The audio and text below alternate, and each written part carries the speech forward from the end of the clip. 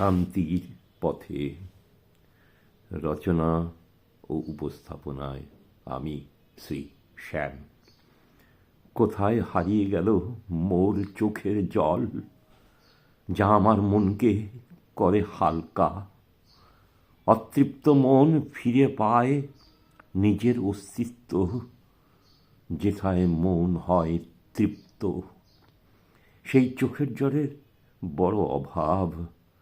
চোখের জল সে তো মনের আবেগ, সেই তো বিবেক। তার দংশন আর কি কুড়ে কুড়ে খায়? এতই কি আত্মকেন্দ্রিক মোরা? প্রশ্ন করি নিজের কাছে, নিজের মনে। কখনো খুঁজে ফিরি প্রকৃতির মাঝখানে, আকাশে বাতাসে, জলে জঙ্গলে, অথবা ৭ সমুদ্র ১৩ নদীর পারে।